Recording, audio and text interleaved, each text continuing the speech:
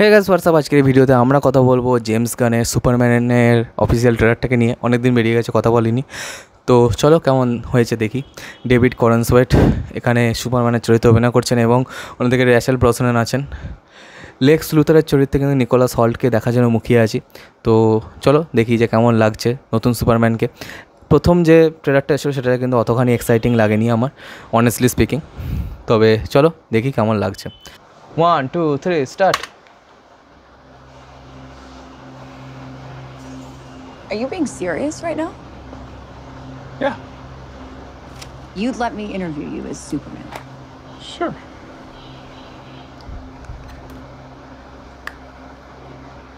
Ready?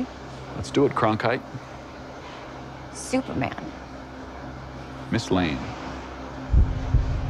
Recently, you've come under a lot of fire for I what know, some it's a might. lot of It's a lot. Today, the Secretary of Defense said he was going to look into your actions. That's funny? My actions? I stopped a war. Maybe. Not maybe. I did. In effect, you illegally entered a country. This is how you're gonna be?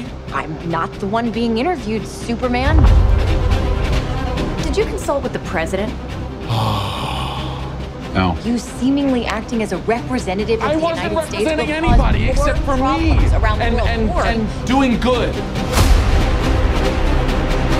I would question myself in the same situation and consider the consequences. People were going to die.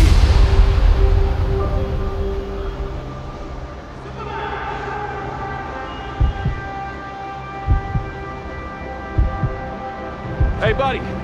Eyes up here. Whoa! That is Superman. This is what it is.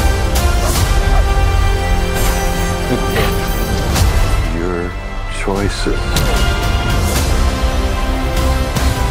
your actions. That's what makes you who you are.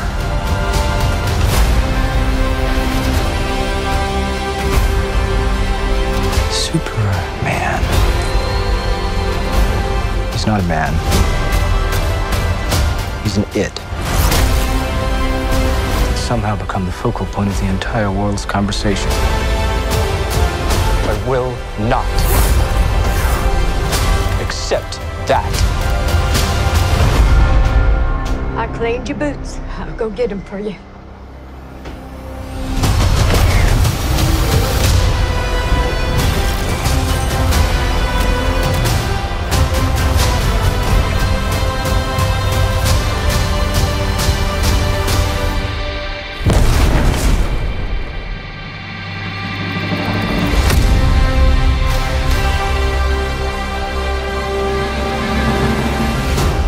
You have a dog?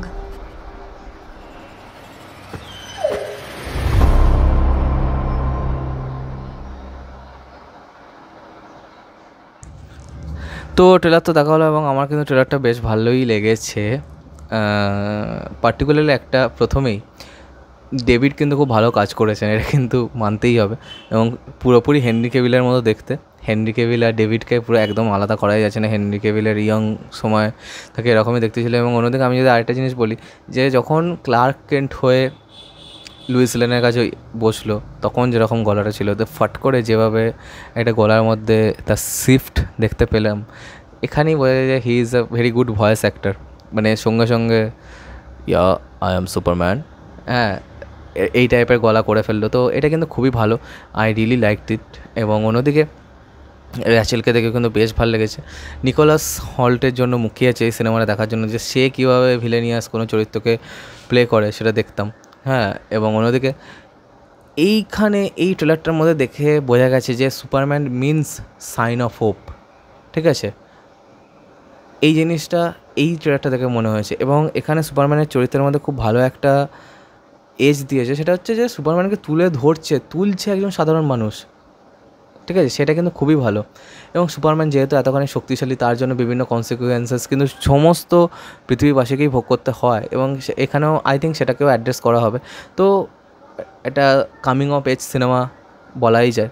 ঠিক আছে, এবং সব মিলিয়ে আমার কিন্তু ট্রেলারটা বেশ ভালো লেগেছে। আগের ট্রেলারটার মতো কিন্তু খারাপ মনে হয়নি। যে আগের ট্রেলারে যেমন সুপারম্যান অ্যাল হয়ে গেছে সেটাকেই দেখানো হয়েছিল, এখানে কিন্তু সেটা নয়। এখানে কিন্তু যে Superman is a symbol of hope সেটা কিন্তু ভালোভাবে স্ট্যাম্প মেরে বসিয়ে দিয়েছে।